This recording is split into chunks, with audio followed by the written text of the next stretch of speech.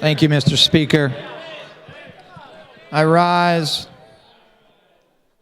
in opposition to this amendment. You know, I watched the governor's press conference the other day. He talked about dishonesty of the budget, and I was listening objectively to his press conference. I really was waiting. I was hopeful that something he would say would give us encouragement that we were going to vote on today.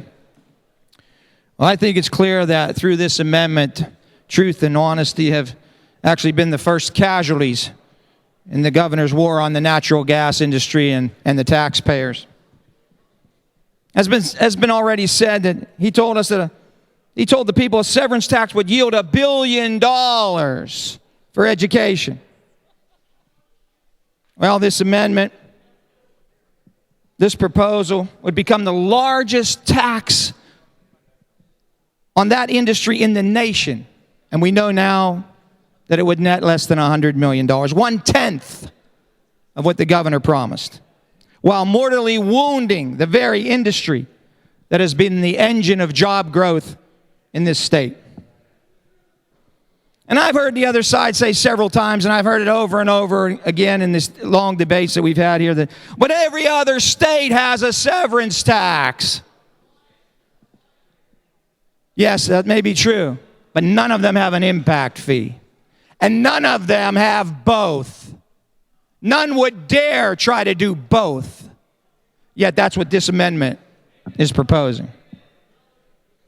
And no, the dirty little secret about the amount of revenue in this proposal, in this amendment, is that 95% of this massive tax increase is not from the severance tax, what the governor said, but from the personal income tax and other taxes that are on the backs of the working people and seniors. People back home aren't being told that. No, this proposal is just a cheap magician's trick. Just look over here, look over here, look over here, while I'm taking money out of your other pocket with my other hand. That's what this governor's about. This amendment is totally disconnected from the taxpayers' wishes.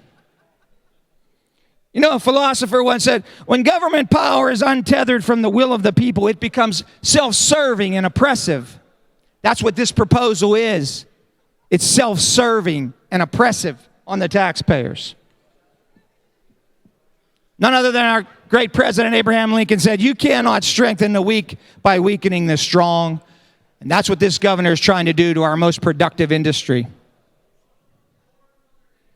And I tell you, if the governor continues to insist on constructing broad-based tax increases for spending, he will be no more successful than the builders of Babel. Now, this governor also promised property tax relief. And through this amendment touts property tax relief. We've heard it said by members on the other side. And the people surely need it. We've talked about it many times. Some say property tax is a necessary evil, but I say it's much more evil than it is necessary. You know, I've always been a proponent of total elimination of property tax. It's a scourge on this state. And it goes back hundreds of years. A wise man once said, since the creation of this nation, there has been no tyrant like property tax and no taxpayer treated so cruelly as property owners. But this amendment has not brought property tax relief. It offers the illusion of it.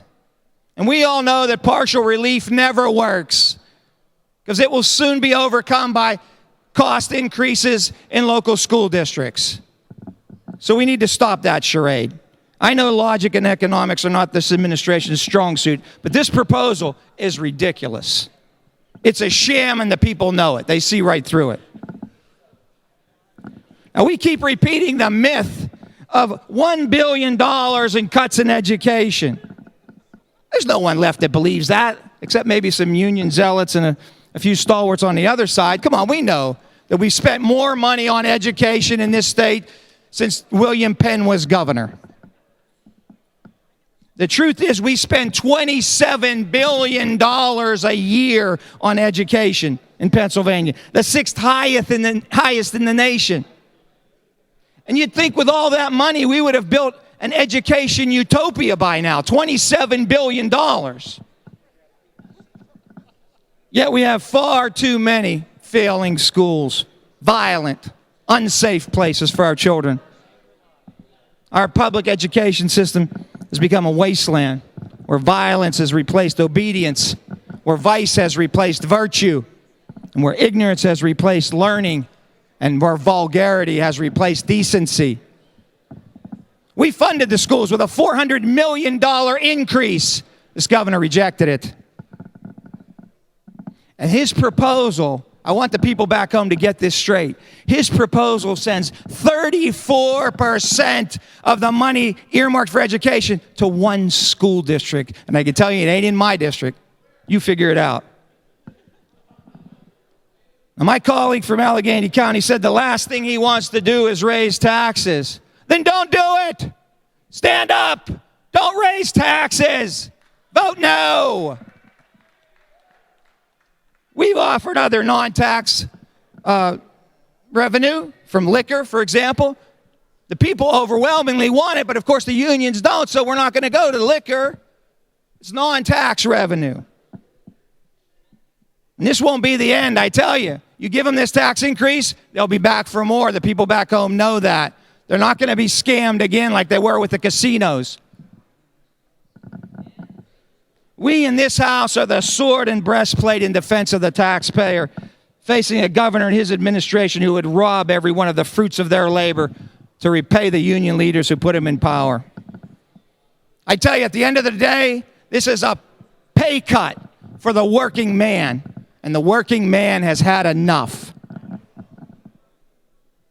We can't wait for the governor to realize his error in retrospect. We must correct it in advance. We must do it now. I've said it before and I'll say it again. There's never a wrong time to do the right thing. Vote no on this amendment. Thank you, Mr. Speaker.